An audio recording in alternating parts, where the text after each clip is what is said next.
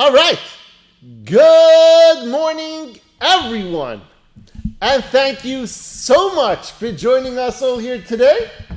Today's shiur should be le'ilu nishmas our dear friend Menachem ben Yisrael Yaakov, as well as my dear aunt Rivka bas Gavriel Tzvi, and for Zaidi, Reb Shmuel ben Yosef Dov HaKohen, and b'schus l'rafua shalema bekarov mishalom ben Sarah Rachel, Miriam Basara, and Yair Yeshia ben Chaya Atara. Today, we are on page 52 in the Or HaVigdor, for those who are following along. And today we're going to talk about another advantage that Bitachon has when you have that in you, when you work on yourself, when you internalize that. And another advantage of Bitachon is Ki haboteach b'Hashem loy yimna'enu roiv hamamayim mibtoach b'Hashem. That for the person that trusts in Hashem, having a lot of money won't prevent him from trusting in Hashem. Rav Av says, sometimes, I can speak for myself, starting Shaar HaBitachon came because of pain in my life, difficulties in my life, struggles. The Shaar HaBitachon over here, the Rav Av says, you don't have to be poor to be a Baal Bitachon. If you're a wealthy man, if you're lucky enough to have a substantial amount of money and assets, you can also be a Baal Bitachon. You don't have to put your trust in your money and your assets. And he says, because the person who is rich and he doesn't rely on the money, that person, the Bitachon is going to help him. Because when you don't rely on the money, you don't really have that affiliation and you're nervous about whether you do have or you don't have, if you lose a business deal, if you don't lose a business deal. And he goes further to say, and he understands that the money that he has is strictly a deposit from Hashem, and he is the caretaker of this money. And Hashem commanded him to use this money in ways that are going to benefit Yiddishkeit.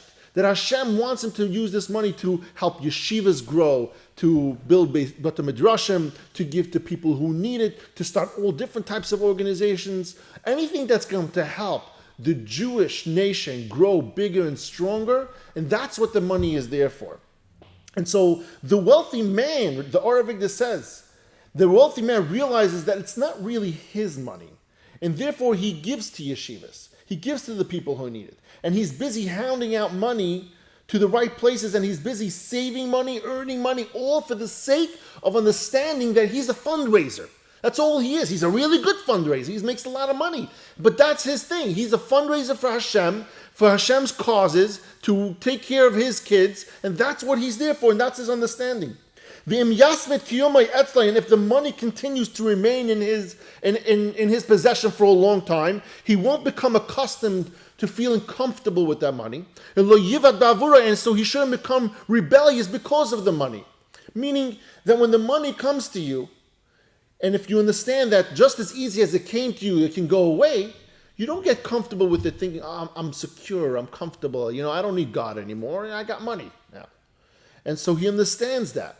And so if a man has money that he recently acquired, he might feel that it's temporary gift from Hashem. And so he understands this concept of Bitachon. But suppose somebody is born into money. Maybe someone who has had money already for many, many years.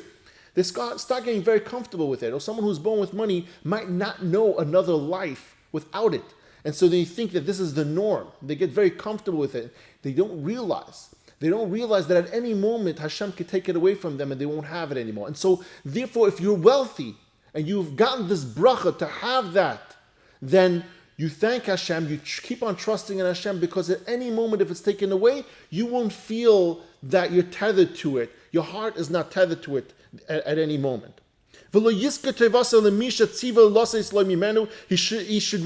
shouldn't remind the person to whom he's ordered to give the money about his generosity in doing so. The Rav Av continues over here to say that when he does give out money to someone, he shouldn't say, just know who gave it to you. My name is Avi Stern. Make sure you tell everyone that I was the one who helped you out.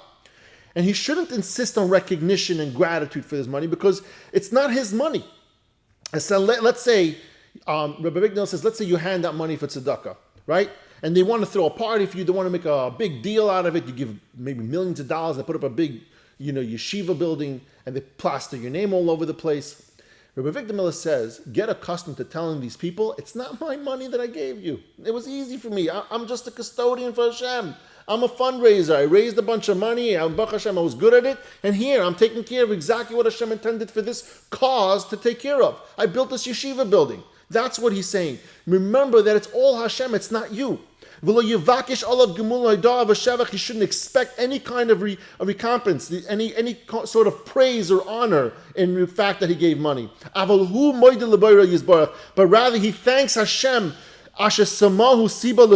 for making him an agent for his goodness. Now this word l'toivasai, Rabbi Avigdor Miller says, has two meanings. One meaning is, now l'toivasai means that for treating people with goodness, that you were able to help out people, right? And the second Tavase means to benefit himself. We need to understand, when a person has a lot to give, whether it's money, whether it's time and patience, whether it's knowledge, whether it's physical help that you're helping somebody with, you need to take a step back and you need to thank Hashem for giving you the opportunity for being that shaliach, for being that conduit to be able to make that happen. Because it says that a person who Hashem bestows on them the ability, the opportunities to do mitzvahs, that person is a righteous person.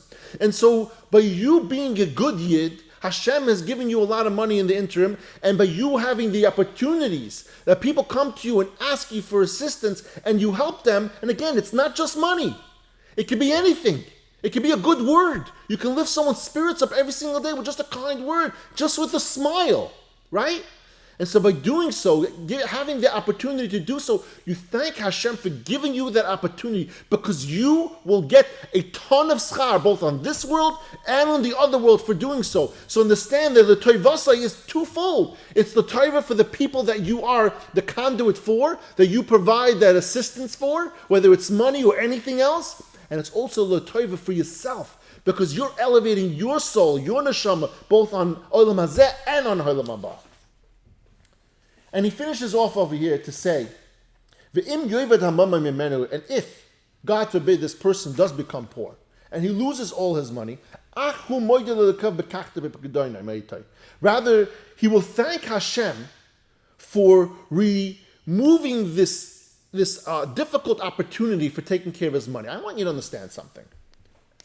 Taking care of money, lots of money, and doing the right thing with it is a difficult job.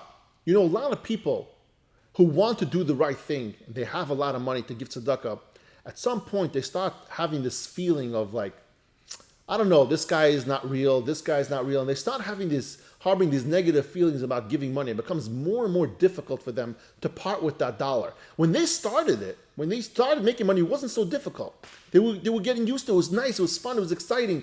All of a sudden, this idea starts creeping in that, I don't know, this guy is just after me just for my money, but he's not for real. He doesn't really need the money. It's a fake cause or whatever it is. And you start harboring these negative thoughts. And so when he says over here, Rav Av says over here, that if you were to be, God forbid, relinquished from your money, and I say God forbid in a way because we feel that, losing your money is a bad thing, but obviously, if Hashem took it away from you, it was for a good reason. That you shouldn't have this feeling of resentment. You should thank Hashem and tell him, you know what? I appreciate all the time you gave me for my job, for the years of being able to be your administrator of your cash, and now we're handing it off to someone else. I wish them the best of luck. Thank you so much for the opportunity to be able to work for you in this manner. It's a burden off your shoulder to have to worry every single day. There were tzaddikim, they used to say, they used to daven to Hashem, then thank Hashem that they're poor. Because they don't have the brain capacity to have to worry about whether or not they took care of people that day, whether they did the right thing with their money. You don't know what Hashem really wants with that money. And so sometimes when you have a lot, you're giving a lot, it's nice, it's great, and then you start being cheap, and you start not giving as much, and Hashem is like, well, what are you doing? I gave you all this money. You got $1 million last year. You did well with that. I gave you $2 million and $4 million this year. And all of a sudden you're slowing down. Well, buddy, You saw what happened when you gave. I gave you more. Why are you slowing down? And it's scary. It's a scary thought. We should all have those problems. But it's definitely something that Rav Av says that if you are relinquished from that position of taking care of Hashem's cash, don't take it in a bad way. Thank Hashem. Thank Him for the time that you've had with it, and thank Him for the time that you were able to be His employee in that field, in that department, and thank Him for the relinquishing you from the responsibility from doing so. Thank you, everyone, for joining us all here today, and I love you all.